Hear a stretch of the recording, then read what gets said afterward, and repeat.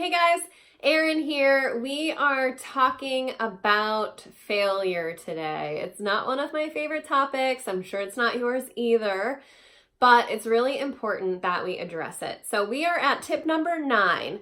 One of the biggest mistakes that I see candidates making is letting a failure throw them off track. So let's just be real for a second. Like I said, I don't love talking about failure, but the reality is that it's only 1 in 10 people that are going to pass each part of the CPA exam on their first try. Now, that's not including those people who are using the Launchpad. So their odds are much higher. But in general, if we're just talking about candidates on the CPA exam, 1 in 10. So one approach, and something that I see candidates doing a lot, is going in with a really positive mindset, a strong outlook, that says, I've got this. I'm going to pass these exams, and more power to you. I am all about the positive mindset. I truly hope that you are one of the 1 in 10, or of the Launchpad people, the 1 in 4 that pass all 4 on the first try. But if you're not, this mindset can really come back to bite you. So what I think of it as is being realistic in a way. The chances are, if we were in Vegas gambling, right, the odds are that you might experience a failure at some point in the CPA process.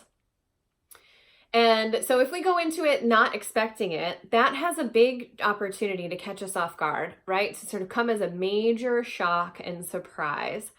And that's often when I find that it knocks people off course. When you leave an exam feeling super confident, really believing that you passed it, moving on confidently, having put that in the rear view, and then you find out that in fact you didn't pass that exam. Super disheartening, I get it.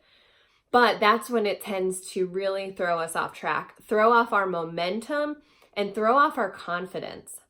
Now, from a mindset perspective, if you were to go into these exams confident, right? We've got to be confident in your approach, really trusting and knowing that you did as much as you could to pass these exams, and that it might not happen, right? We just never know.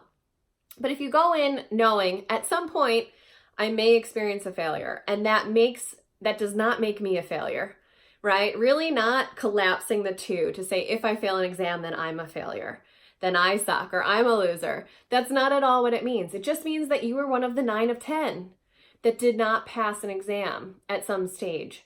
And then you get back on the horse, you learn from that experience, you use that as a motivator and as a tool to evaluate, what could I do differently in my study approach going forward? How can I use this information that I have now and adapt my process, improve my process so that it doesn't happen again? Take that exam over as soon as you possibly can. If it's an option, drop the test that you're studying right now, put it on pause for a minute, retake that exam if you're eligible. If you have to wait until the next testing window, at least in the current scenario, go ahead, keep studying for what you're doing, but pick that test up as soon as you can and get ready to take it again. The important thing is that you don't let a failure throw you off track or keep you distracted for a long period of time. Just get back on the horse, bounce back as quickly as possible, and you're going to set yourself up for success. Look forward to seeing you on tip number 9. It's closely related to today's tip, so we'll get that out to you ASAP. What's going on, everybody? If you liked that video, make sure to hit the like button and subscribe for more videos just like that.